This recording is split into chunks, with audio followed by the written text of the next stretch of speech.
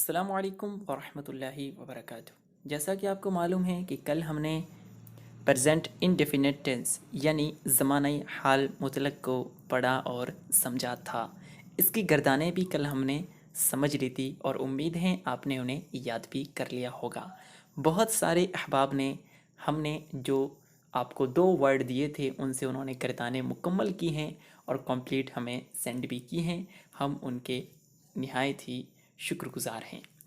अब हम आपको बताने वाले हैं आज इसी प्रेजेंट इंडेफिनिट टेंस के रूल्स यानी इसके कवायद। देखिए, सबसे पहला कायदा ये है कि इट, शी, ही और सिंगुलर यानी वाहिद के अफर्मेटिव सेंटेंस में वर्ब के आखिर में एस या ई एस लगाया जाता है। जैसे it rains, she talks, he goes. ये यहाँ पर हमने गोज़ असल में क्या था, गो। ई एस का इजाफ़ा क्यों किया?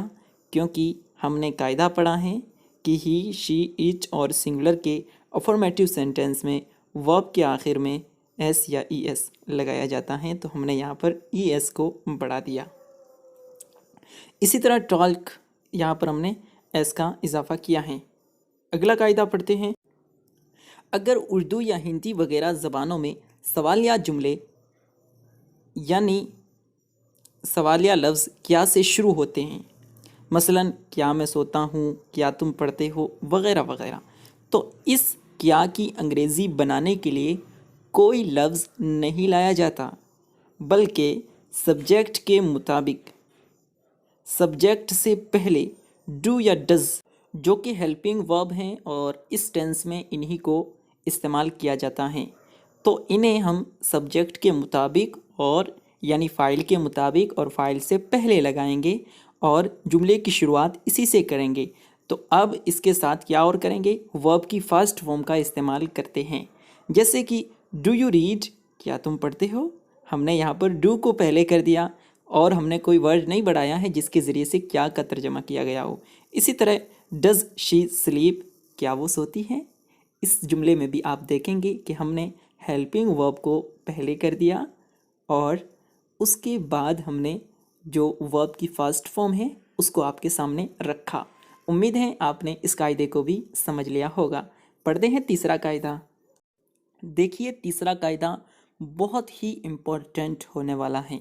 अगर सवालिया जुमलों में सवालिया अल्फाज जैसे क्यों, कहाँ, कैसे वगैरह जुमले के दरमियान में आते हैं, तो सबसे पहले यानी ये उर्दू की बात की जा रही है, उर्दू में अगर जुमले के बीच में आ रहे हैं तो इंग्लिश में क्या करेंगे, हम सबसे पहले इन सवालिया अल्फाज की अंग्रेज़ी लिखेंगे, फिर सब्जेक्ट के मुताबिक हेल्पिंग वर्ब लगा करके सब्जेक्ट को लिख देते हैं और आखिर में वर्ब की फर्स्ट फॉर्म को ले आते हैं। इसको मिसाल से देखते हैं फिर समझते हैं।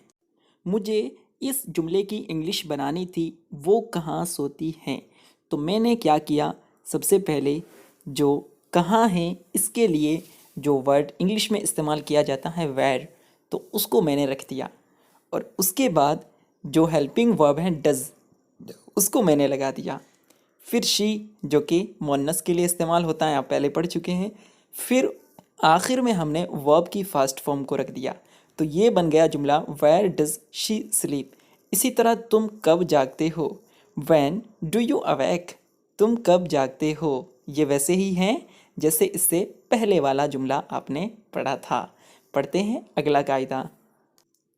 सवाल या हु के बाद हेल्पिंग वर्ब यानी डू या डज़ नहीं लगाया जाता, इसके बाद फ़ौरन वर्ब लाया जाता है, बाकी सवालिया अल्फाज के साथ हेल्पिंग वर्ब लगाया जाता है। यानी ये सिर्फ़ और सिर्फ हु की खासियत है कि इसके साथ हम हेल्पिंग वर्ब को नहीं लगाएंगे सवालिया जुमले में, बल्कि इसके बाद सीधा वर्ब को लगा देंगे। जैसे कि इसकी मिसाल देखें आप, हु टीच यू, तुम्हें कौन पढ़ाता है, तो हु के बाद हमने डू और डज को यानी हेल्पिंग वर्ब को नहीं लगाया। इसी तरह हु बीट हैर, उसे कौन मारता है, यहाँ पर भी हमने हु के बाद हेल्पिंग वर्ब को नहीं लगाया। क्यों? क्योंकि ये हु की खासियत है कि इसके बाद हम हेल्पिंग वर्ब के बजाय किसको लगाते हैं, वर्ब की फर्स्ट फॉर्म को ले आते हैं। अब कायदा नंबर 5 हम देख लेते हैं। नेगेटिव सेंटेंस में कभी नहीं का मफहूम यानी ये माना पैदा करना हो तो उसके लिए नेवर वर्ड इस लफ्ज़ को लगाया जाता है। नेवर को नेवर के साथ हेल्पिंग वर्ब डू या डज नहीं लगाया जाता, हमेशा वर्ब की फर्स्ट फॉर्म का इस्तेमाल करते हैं। सब्जेक्ट सिंगुलर के साथ वर्ब की फर्स्ट फॉर्म इस्तेमाल में एस या ई एस भी लगाया जाता है। जैसे कि मिसाल देखेंगे हम, ही नेवर राइट्स, वो कभी नहीं लिखता है। कभी नहीं का माना पैदा करने के लिए हमने नेवर को इस्तेमाल किया है। इसके साथ साथ हमने हेल्पिंग वर्ब को नहीं लगाया है, लेकिन वर्ब की फर्स्ट फॉर्म को इस्तेमाल किया है। और जो सब्जेक्ट हैं ही, ये क्या है यहाँ पर, सिंगुलर है, वाहिद हैं। तो इसके साथ क्या किया, वर्ब की फर्स्ट फॉर्म को लगाया और जो वर्ब हैं उसके आखिर में एस का इजाफा कर दिया है। इसी तरह आपने she never talks, you never meet, we never drink, इन तीनों मिसालों को समझना है, खुद से कोशिश करना है। जहाँ मुश्किल आए हमें पूछिए। अगला कायदा पढ़ते हैं। नेगेटिव बनाने के लिए सब्जेक्ट के बाद हेल्पिंग वर्ब और उसके बाद नॉट का लफ्ज़ लगाते हैं।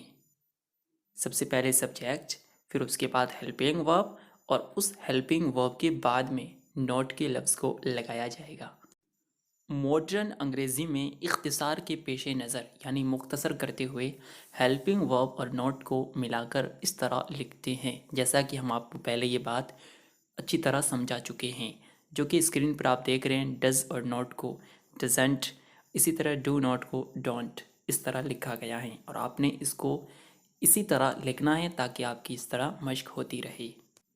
हमने आज इस वीडियो के अंदर 6 कायदे पढ़े हैं जो कि ज़माना हाल मुतलक के हैं, यानी प्रेजेंट इंडेफिनिट टेंस के हैं। आपने इन 6 कायदों के पेश नज़र यानी इनको समझ करके हर कायदे के तहत एक मिसाल बनानी है, यानी कुल 6 सेंटेंस आपने बनाने हैं और हमें व्हाट्सएप नंबर पर सेंड कर देना है। व्हाट्सएप नंबर आपके पास नहीं है तो डिस्क्रिप्शन में लिंक मौजूद है, आप हमारे व्हाट्सएप ग्रुप में ज्वाइन हो जाएं। वहाँ जो एडमिन का नंबर है वही हमारी टीम आलिम करियर टीम का नंबर है। मिलते हैं अगले सबक में। अस्सलामु अलैकुम वरहमतुल्लाहि वबरकातुहू।